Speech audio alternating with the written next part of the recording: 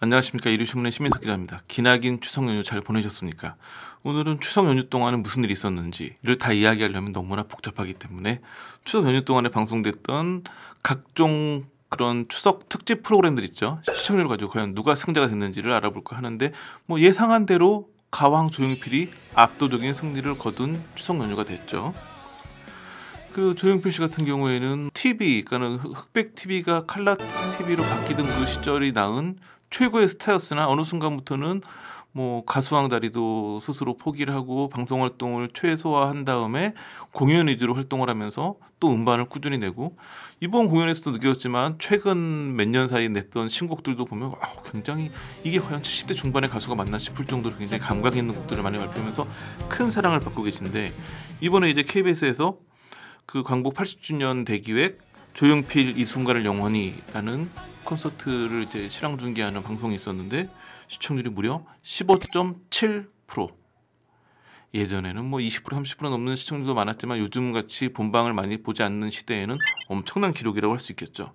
조용필 씨가 이렇게 본인의 공연이 아니라 TV 출연을 위한 TV 프로그램을 위한 공연을 하신 거는 무려 28년 만이에요. 1997년 KBS 빅쇼 이후인데 1997년 정말 아득히 먼 옛날이죠. 제가 기자도 하기 전이니까 굉장히 정말 오래된 이야기인데 오랜만에 다시 출연 이유에 대해서 조용필 씨는 뭐 지금이 아니면 기회가 없다 생각을 했다. 더 목소리가 안 좋아지기 전에 이런 공연을 하고 싶었다 얘기를 했었는데 지금 봐서는 뭐 앞으로 한 10년도 멀쩡해 보일 듯한 가왕의 면모였지만 본인은 약간 이제 70대 중반이기 때문에 그런 부분에 대해 생각을 하셨던 것 같고 아무래도 공연 같은 경우 본인의 콘서트는 어느 정도 과거만큼의 어떤 목소리가 나오지 않는다 할지라도 팬들이 오시기 때문에 충분히 만족을 하지만 이런 TV 프로그램 같은 경우에는 본인이 완벽함을 유지할 때 하고 싶으셨던 것 같아요. 그렇기 때문에 아무래도 조용필 씨가 이렇게 TV 프로그램을 위한 콘서트를 하는 경우는 이번이 마지막이지 않을까 싶은 생각이 들기도 하는데 또 뭐 개인적으로 바람으로는 앞으로도 잘 관리하셔가지고 또 한 번 이런 기적적인 공연을 해주셨으면 하는 바람이 있습니다. 조용필 씨가 이제 이번에 저력을 보여준 건 본방송이었던 조용필 이 순간을 영원히 외에도 8일날 방송됐던 조용필 이 순간을 영원히 그날의 기록이라고 다큐멘터리 프로그램 그리고 연여 방송됐던 조용필 이 순간을 영원히 특별판 이 두 방송도 모두 7%를 넘겼어요.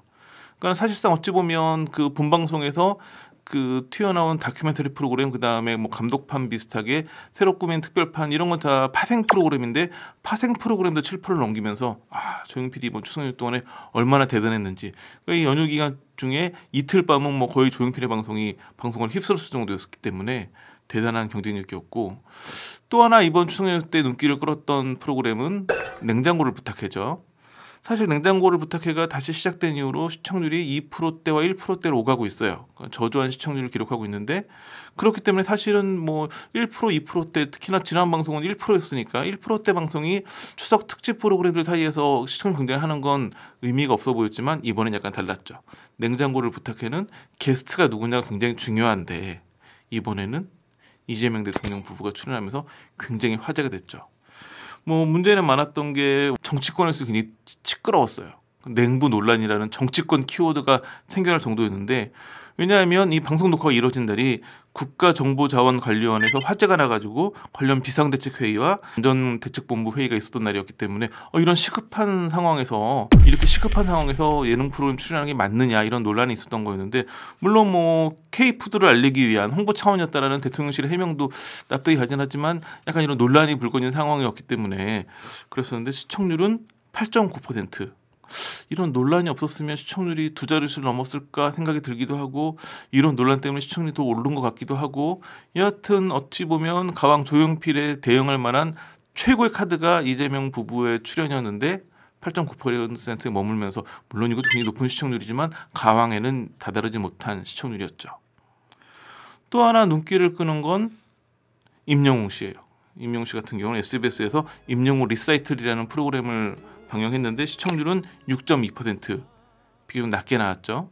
왜냐하면 이 임영웅 리사이틀은 그 조용필 씨의 경우처럼 따로 이 방송을 위해 가지고 촬영한 영상이 아니라 지난해 연말부터 올해 연초까지 실제 이루어졌던 공연 실황을 TV에서 최초로 공개하는 거였거든요. 그렇기 때문에 이런 한계가 좀 작용을 하겠죠. 더 눈길을 끌었던 건 불후의 명곡 그댈 위한 멜로디 임영웅 스페셜 편이 시청률 5.8% 기록한 거예요. 이 방송 같은 경우에는 이미 방송됐던 불후의 명곡 임영웅과 친구들 2회로 방송됐었는데 이거를 하이라이트로 꾸미면서 이때 방송에 공개되지 않았던 미공개분을 내보낸 약간 감독판 형식이었는데 이 프로그램도 5.8이 나왔어요. 두 프로그램 모두 추석 명절을 위해 가지고 별도로 촬영이 이루어진 프로그램은 아님에도 불구하고 5.8%, 6.2%. 그러니까 임영웅이 얼마나 대단한지는 이렇게 스쳐가면서도 계속 입증이 되는 거죠. 저는 사실 조용필 씨와 함께 가장 뜨거울 거라고 봤던 카드가 세시봉이었거든요. 2025 세시봉 더 라스트 콘서트라는 이제 역시 이것도 따로 녹화를 한 건 아니고 공연 실황을 틀어준 거였는데 이 프로그램은 굉장히 저도 뭐 조용필 씨만큼은 아니어도 꽤 높게 나오겠다 싶었는데 3.8%에 그쳤어요. 이번 공연이 좀 남다른 의미를 가졌던 건 윤영주, 송창식의 트윈플리오가 15년 만에 다시 무대에서 재결합을 했거든요. 그리고 우리가 알고 있는 기존의 많은 히트곡 외에도 좀 다양한 레퍼토리가 소개되면서 시청률이 꽤 나오겠다 싶었는데 3.8%로 조용필, 임영웅에 비하면 다소 낮은 시청률이 나왔죠. 그래도 뭐 3.8%도 요즘 방송가에서 굉장히 의미 있는 시청률이라고 할 수 있겠죠. 과거에는 저도 기사를 예전에 쓸 때는 명절 앞두고 잘 많이 썼던 기사가 이번 명절 TV에서 어떤 특선 영화 해주나. 또 명절 끝나고 나면 과연 특선 영화들 중에 어느 영화가 가장 시청률이 높게 나왔을까. 이게 또 재미있는 게 극장에서 관객을 동원하는 그 흥행력과 TV에서 시청률을 끌어올리는 흥행이 다르기 때문에 이런 걸 비교하는 기사가 재밌었는데 요즘에는 큰 의미가 없어져 버렸죠. 이번에도 굉장히 많은 특선 영화가 방송사마다 편성이 됐는데 그나마 자존심을 지킨 건 SBS 범죄도시 4 6.9%, 6.9%는 굉장히 높게 나왔죠. 그리고 이제 그 야당 같은 경우에는 올해 4월달에 개봉해가지고 상반기 최고 흥행작이었는데 4월달 개봉작이면 굉장히 빨리 TV에서 공개가 되는 거였는데도 불구하고 3.7%. 그리고 SBS 1승 정도가 이 세 편의 영화만 시청률이 3%를 넘겼어요. 그 외에는 제가 보니까 뭐 1%대가 많고 0점대를 기록한 영화들도 많이 있더라고요. 이런 흐름의 변화는 아무래도 예전에는 영화가 나오면 극장에서 보고 그 다음에 비디오 대여점에서 보거나 아니면 VOD로 보고 그랬었는데 요즘에는 강력한 OTT를 통해 가지고 개봉 영화들을 다 보고 있죠. 그러니까 OTT의 영향이 커지면 커질수록 이제 명절 특선 영화 영향력은 줄어들 수밖에 없겠죠. 이미 봤기 때문에.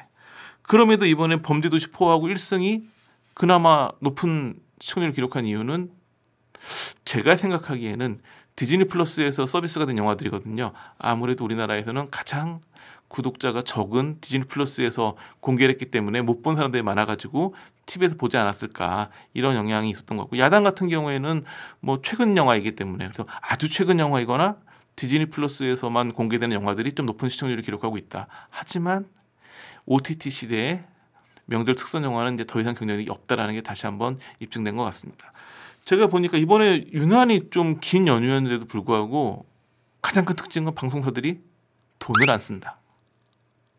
그러니까 특집 프로그램이 많이 없어요. 물론 뭐 아육 때도 있긴 했었지만 예전에는 굉장히 이런 그 명절 때 그 제작비를 많이 투자해가지고 예능 프로그램도 굉장히 크게 만들고 뭐 여러 가지 뭐 특집극도 나오고 되게 많았었는데 이번에도 보면 조용필 씨의 공연을 제외하고는 다 기존에 있던 공연 실황을 보여주는 방식이었고 아니면 뭐 과거에 했던 방송 하이라이트가 나오기도 하고 뭐 전반적으로 제작비를 적게 들이는 방식으로 프로그램 그 특집 방송들이 꾸려지다 보니까 시청률도 많이 나오지 않고 저도 연휴 내내 TV 이렇게 리모컨을 돌리고 보는데 사실은 좀 볼 게 많이 없긴 하더라고요. 그러니까 점점점 방송사들이 어려워지고 있는 상황이구나. 근데 이렇게 좀 제작이 많이 되지 않으면서 드라마도 줄어들고 있고 하면서 K 열풍이 전 세계를 강타하고 있지만 방송에서는 큰 위기가 지금 도래하고 있는 게 아닌가 싶어 보이고 요즘 뭐 한국 영화도 흥행이 잘 안 되고 그래서 지금 굉장히 외부적으로는 K 열풍이 뜨겁지만 방송, 영화 등등에서 점점 뭐랄까 K 열풍에 그 겉은 화려한데 속으로는 좀 골마 들어가는 게 많이 보여지는 것 같아가 좀 아쉬운 추석이었습니다. 자 오늘 준비한 소식은 여기까지입니다. 감사합니다.